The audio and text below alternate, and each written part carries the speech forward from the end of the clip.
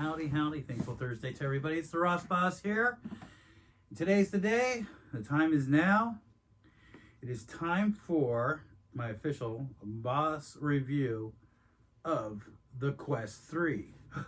But before we get there, how about we take a little trip down memory lane and I give y'all a little recap of my history with VR and why I like it so much.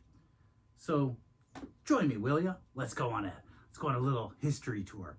So VR started for me back in 1989, and I was visiting my childhood friend Jay up in Dallas, and his mom took us to this place that just opened up called Incredible Universe.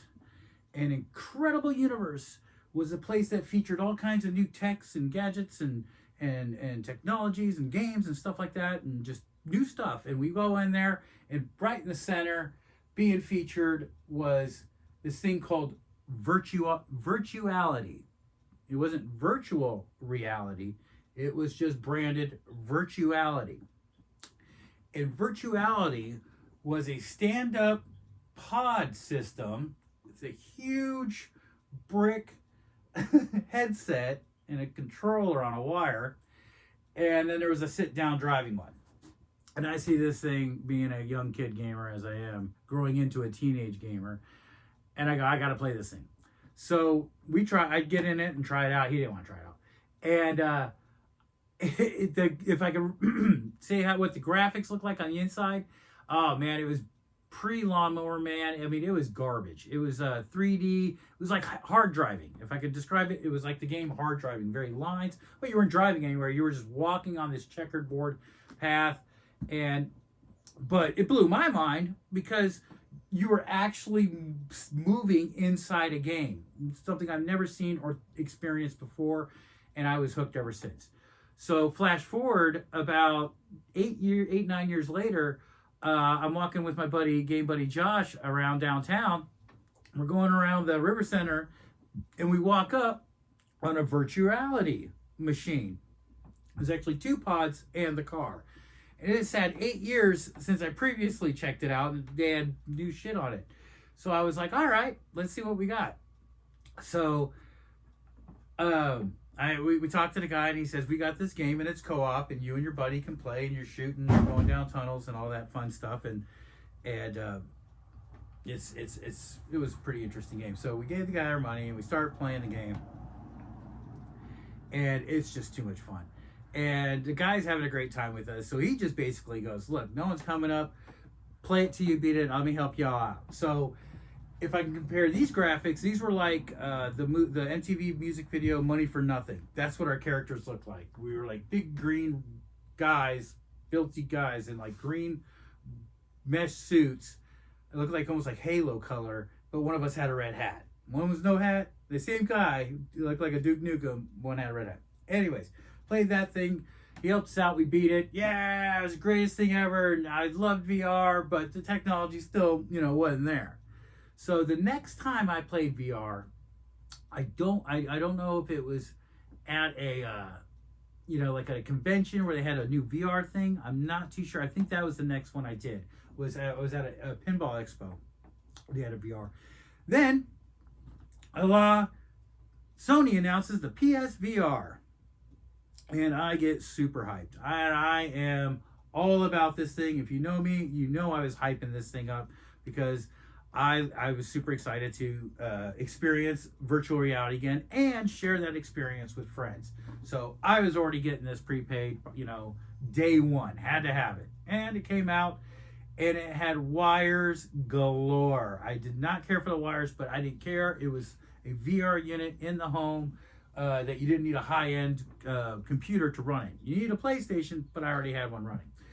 The biggest problem it had was, besides those wires, was these controllers were from the PlayStation 3 Move system that were grandfathered in to be used for the PlayStation VR, which I and everyone thought were probably going to be retired very quickly and upgraded to a new controller for this system. That did not happen. They rode these things out for the entire life of the PlayStation VR.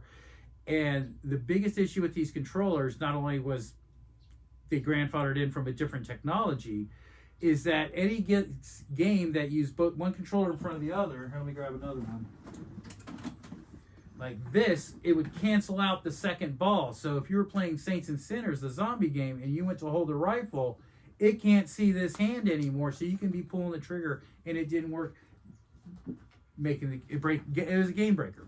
So that was terrible. And I didn't play VR again, I think, until I maybe played some VR at the Omnivision, at Evo, when Evo came out. And then I was fortunate enough, and watching my favorite pup, Jolene, and her father had a Quest 1 right here. And this was given to him by a friend. And I said, do you mind if I try this out? Blah, blah. I want to see what the new virtual reality is like. Tried it, and then all of a sudden I saw this pitch for this mini golf game called Walkabout Mini Golf, and I'm a big mini golf fan, so I was like, oh my gosh, I gotta try that one out. So I said, may I borrow this one time? Yes. Tried out the mini golf. I was sold. We need an Oculus, but at the time they were still extremely expensive. By this time, the Quest 2 is already out for $400, but that coming up November for Black Friday, they had these suckers on sale for $349 with Beat Saber and Resident Evil 4. I mean, I had to have that for Resident Evil 4. So I said, let's go in half on this, and we'll play some new games. And so we got it, and it's been an unbelievable system. It's been my favorite VR system. We'll get to that, but not without its flaws.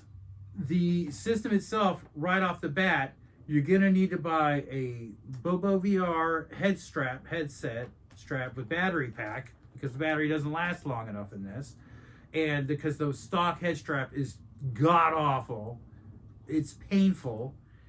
So you got to replace that with this, and if you get this with the battery pack thing, it's between $70 and $90, right? But it's worth it. Then you got to replace the facial interface. The stock one that it comes with is also uncomfortable. So right off the bat, this was $30.